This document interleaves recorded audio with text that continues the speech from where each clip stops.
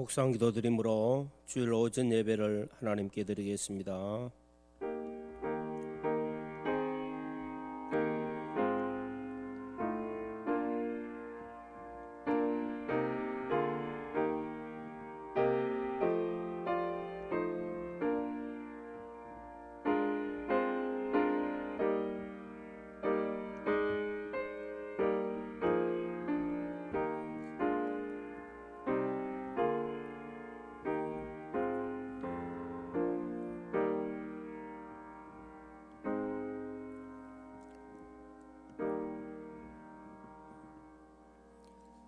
지존자여, 시편근과 비파와 수금으로 여호와께 감사하며 주의 이름을 찬양하고 아침마다 주의 인자하심을 알리며 밤마다 주의 성실하심을 베품이 좋으니이다.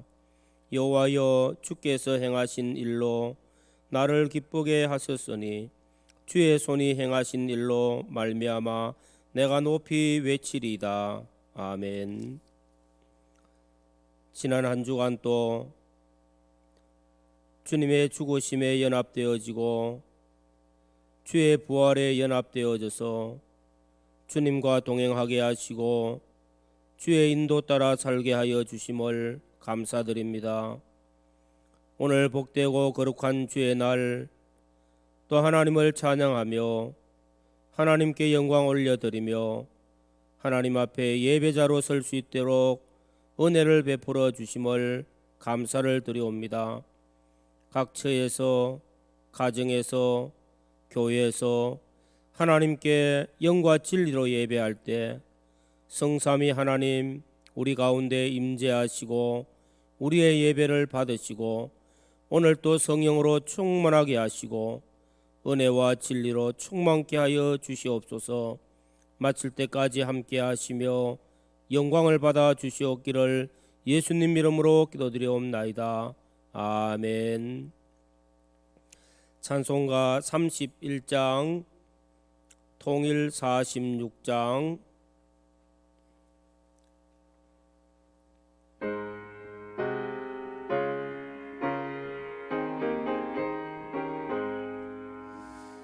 전영하라 복되신 곳에 주 예수, 백성들아 사랑을 전하세. 경배하라 하늘의 천군과 천사, 주님 앞에 영광을 돌리세. 목자같이 우리를 지키시고 종일 봄에 놀아나 주시니 찬양하라 높으신 권세를 찬양 찬양 찬양 영원히 돌이세. 찬양하라 복되신 곳에 주 예수, 우리 대신 죽임을 당했네. 구주 예수 영원한 구원의 소명 경배하며 겸손히 절하세. 찬양하라 우리 죄 지신 예수, 그의 사랑 한없이 거스려. 찬양하라 높으신 권세를 찬양 찬양 찬양 영원히 돌이세. 찬양하라 복되신 곳에 주 예수, 천사도로 즐겁게 찬양해. 구주 예수 영원히 다스리시니 멸류관을 주 앞에 돌이세. 구주 예수 이기시고 영광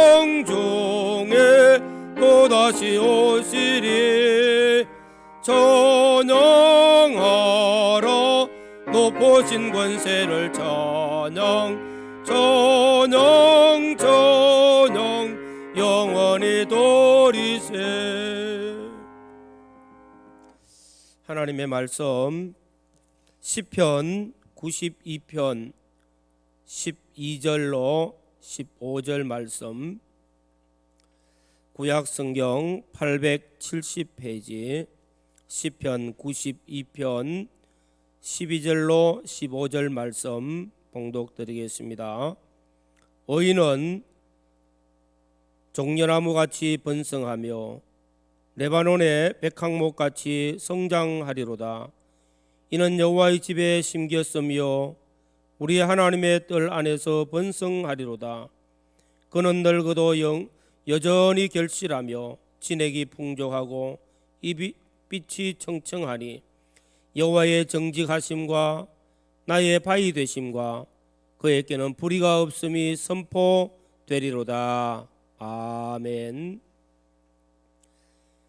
오늘 말씀의 주제는 우리 성도가 살아야 하는 곳이 어딘가 하는 말씀을 전하게 됩니다.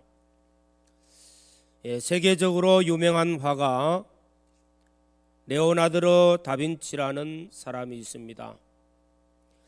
이 사람이 그린 그림 중에 가장 유명한 그림, 최후의 만찬입니다. 이 최후의 만찬을, 그 그림을 그리게 된 배경, 예수님께서 십자가에 못 박히시기 전에 제자들과 함께 식사하셨던 장면입니다. 그림을 그릴 때에 예수님께서 중앙에, 그리고 12 제자가 그 좌우에 앉았습니다. 이 그림을 그리면서 각 사람의 그 성격, 그 인물들, 이와 비슷한 사람을 찾아서 그림을 그리게 되었습니다. 다시 말하면 예수님도 제자들도 그 성품과 닮은 어떤 배경, 어떤 모델을 각각 삼았다는 것입니다. 그림을 그리는 화가 다빈치가 예수님의 얼굴을 그리기 위해서 예수님을 닮은 어떤 성품, 그런 모습을 한 사람, 한 청년을 만나서 그 사람을 모델로 그렸습니다. 그리고 또 오랜 후에 마지막으로 예수님을 판 가룟 유다를 그려야 되는데, 가룟 유다의 그림을 어떻게 그릴까, 그의 모습을 어떻게 그릴까 고민하다가 타락하고 또 악하고 범죄자가 된 한 청년을 만났습니다. 이 청년을 모델로 삼고 그림을 그리게 되었는데, 그 청년이 말합니다. 선생님께서는 전에도 저를 한번 그린 적이 있죠. 아니, 나는 당신을 처음 보는데 내가 어찌 당신을 그렸습니까? 아닙니다. 분명히 선생님은 이전에 저를 그렸었는데 그때는 제가 예수님의 모델이 되었습니다. 이 아름다운 예수님의 모델이 어느 순간에 가장 악하고 범죄한 죄인의 모습이 되어졌다는 것입니다. 엄청난 변화지요. 성경에서는 이런 변화, 잘못된 변화가 있었던 사람들도 많이 있습니다. 예수님께서 기도하신 후에 예수님의 12 제자를 뽑았습니다. 그랬을 때는 가룟 유다가 아마 예수님을 사랑하고 정말로 성실히 잘 믿으려고 따랐을 것입니다. 그런데 세월이 지나가면서 그의 마음 속에는 물질의 욕심, 돈의 욕심, 이런 욕심들이 들어오면서 점점 주님과 멀어지고 예수님을 배반하는 사람이 되어졌습니다. 또 우리는 구약 성경의 사울 왕, 그는 하나님 앞에 택함을 받고 이스라엘의 왕으로 세워졌을 때에는 겸손하였고 또 성령의 은혜가 충만하였던 사람이기도 합니다. 그러나 점점 세월이 지나가면서 교만하여지기 시작하였고 하나님의 말씀을 거역하기 시작했고, 그래서 나중에는 하나님 앞에 버림받은 사람이 되어졌습니다. 사도 바울과 함께 복음을 전파하였던 데마도 처음에는 주님을 사랑하고 복음을 사랑하였고 헌신하였던 사람이었습니다. 그런 그가 나중에도 세상을 사랑하여서 사도 바울을 떠났다는 것입니다. 다시 말하면 우리가 하나님 앞에 받은 은혜, 우리가 하나님 앞에 받은 그 큰 사랑, 은혜와 사랑으로 우리가 신앙생활하면서 끝까지 하나님을 사랑하며 하나님을 잘 섬긴다는 것, 쉽지 않다는 사실을 우리에게 보여줍니다.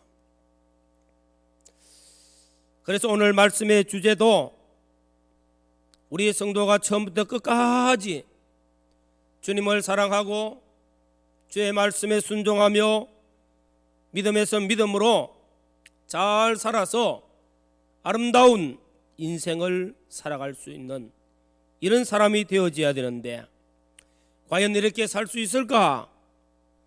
처음부터 끝까지 변함없는 신앙, 시종일관 주님 사랑하고 주님 앞에 믿음으로 인생의 아름다운 모습으로 완성할 수 있을까? 오늘 성경은 그 답을 우리에게 가르쳐주고 있습니다. 12절 말씀, 의인은 종려나무같이 번성하며 레바논의 백항목같이 성장하리로다. 이는 여호와의 집에 심겼으며 우리 하나님의 뜰 안에서 번성하리로다. 오늘 말씀을 통해서는 우리 성도가 어디서 살아야 하는가, 우리의 성도가 살아야 할 곳이 어딘가 하는 것을 말씀하고 있습니다.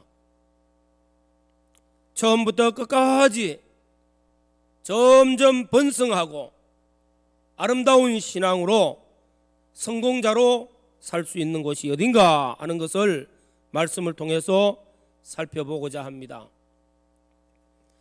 우리가 잘 아는 육체의 이스라엘 백성들, 애굽에서 구원받았습니다. 시내산에서 율법을 받았는데 십계명의 말씀에 나는 너를 애굽 땅 종되었던 집에서 인도하여 낸 너의 하나님 여호와로라. 애굽에서 종되어 있던 그들을 전적 하나님의 은혜로 구원하여 주셨다는 것입니다. 그리고 이스라엘 백성들에게 율법을 주셨습니다. 하나님의 말씀을 주셨습니다. 십계명의 말씀을 주시고 율법을 주시고 이 율법 가지고 마음대로 살아라 그렇게 하지 아니했다는 것입니다. 출애굽기 25장 이하에 보면은 이제 율법을 받은 이스라엘 백성들이 살 곳을 정하기 위하여 성막을 만들게 하셨어요. 그리고 제사 제도를 허락하여 주셨습니다. 중요한 것은 무엇입니까? 이 성막을 중심으로 이스라엘 백성들은 동서남북으로 각 지파가 자리를 잡고 이 성막을 중심으로 이 성막에 나와서 하나님께 제사를 드리고 하나님의 말씀인 율법을 받고 말씀의 가르침을 받고 하나님의 인도를 받았습니다. 그들의 사는 곳은 성막을 중심에서 살았다는 것입니다. 오늘 우리 믿는 성도들이 살아야 될 곳이 어디입니까? 오늘 의인이 누굽니까? 의인은 오늘 신약으로 말하면 예수 믿고 구원받은 우리 믿는 성도들이 의인입니다. 우리의 공로로는 아무도 의인이 될 수도 없고 의인 될 자격도 없습니다. 우리를 십자가의 피로 구속하신 예수 그리스도로 말미암아 죄 사함 받고 어렵다 하심을 입었고 하나님과 화친되어져서 구원받은 성도, 우리를 가리켜서 의인이라. 이 의인이 사는 곳은 여호와의 집에 심겼다는 것입니다. 오늘 예수 믿고 구원받은 성도들을 가리켜서 의인이라. 우리가 성도라는 것은 무엇입니까? 구원받은 성도, 구원받은 자의 무리를 가리켜서 성도입니다. 성도들이죠. 우리 한 사람 한 사람은 의인이며 우리가 함께 신앙생활을 하는 이 공동체는 곧 의인이 사는 곳입니다. 여호와의 집에 심겼다는 것, 오늘 본문 말씀을 통해서 우리가 하나님 앞에 의인된 성도가 사는 곳은 하나님께서 복 주시는 곳이고 거기서 우리가 복을 받고 누리는 곳입니다. 그것이 무엇입니까? 첫째로는 여호와의 집에 심기는 복을 받으며 살게 된다는 것입니다. 여호와의 집에 심긴 사람이 복을 받고 번성한다. 여호와의 집은 쉽게 말하면 오늘 교회가 되어집니다. 교회란 말이 무슨 말인가 하면 성경에서는 교회를 말씀할 때에 첫째로는 에클레시아, 구원받은 자의 무리라, 구원을 받았다는 것, 예수를 믿고 구원받았다는 것은 예수님의 십자가의 죽으심에 함께 죽고 예수님의 부활에 연합되어 함께 사는 자, 그래서 주님의 피에 팔린 자라, 주님의 피에 값주고 산 자라, 그래서 주의 것이라는 것입니다. 주의 것된 성도라는 것입니다. 거룩하신 하나님의 부르심을 받고 죄악 세상에서 구별하여 구원의 은혜로 인도하심을 받은 성도를 가리켜서 교회라, 이 성도들의 모임을 가리켜서 교회라고 말씀하는 것입니다. 그래서 교회는 건물이나 어떤 조직이 아니라 바로 우리 성도들이라는 것을 아주 강하게 말씀하고 있습니다. 사도 바울은 에베소 교회에 말씀하기를 예수님은 교회의 머리시고 교회는 우리 주님의 몸이고 또 몸에는 그 몸의 지체들은 곧 우리 성도들을 가리키고 있는 것입니다. 교회는 곧 구원받은 성도들의 몸입니다. 구원받은 성도들이 한 몸 되어 있는 것이 교회입니다.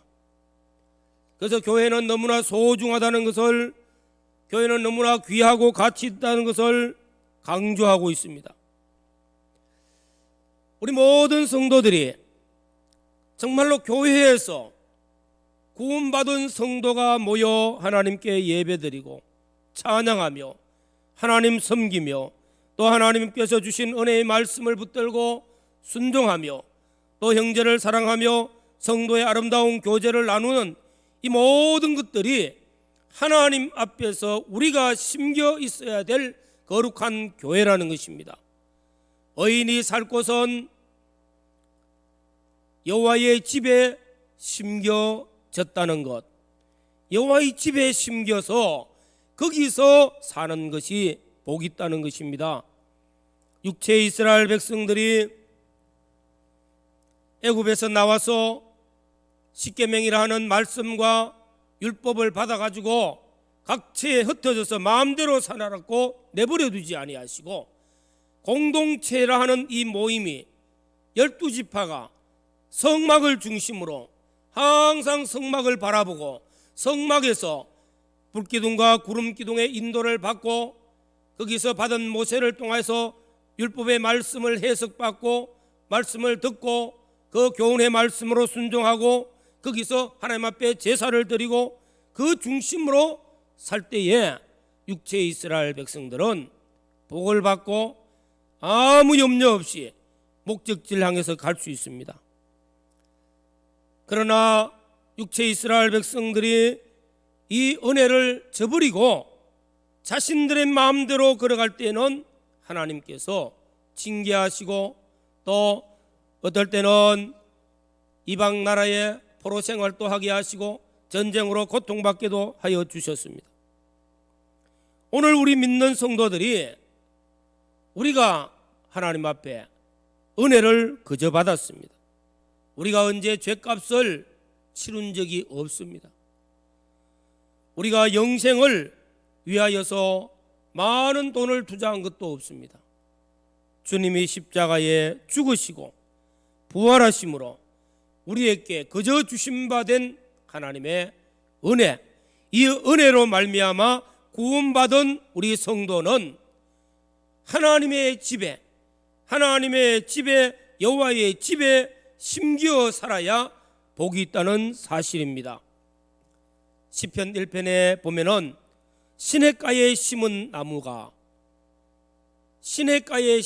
이 나무는 항상 물의 공급을 받고 물을 받아 마시고 그러면서 잘 자라고 때를 따라 잎사귀가 무성해지고 또 열매를 맺고 과실이 풍성하게 맺혀집니다.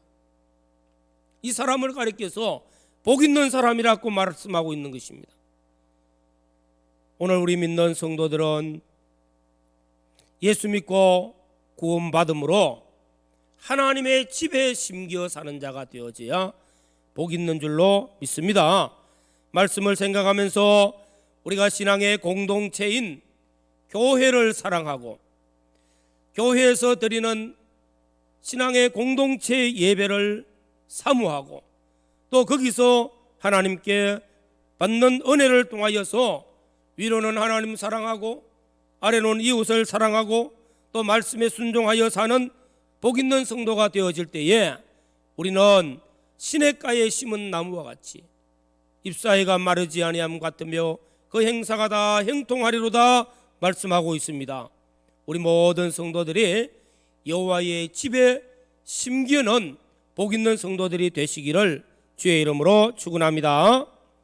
두 번째로는 의인은 종려나무와 백향목같이 성장하는 복을 받습니다.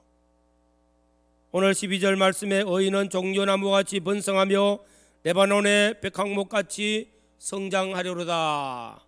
이스라엘 나라의 대표적인 종려나무 백향목은 대단히 중요하게 말씀하고 있습니다. 종려나무는 그 열매가 탐스럽고 맛이 있습니다. 또 백향목은 향기가 아주 좋습니다.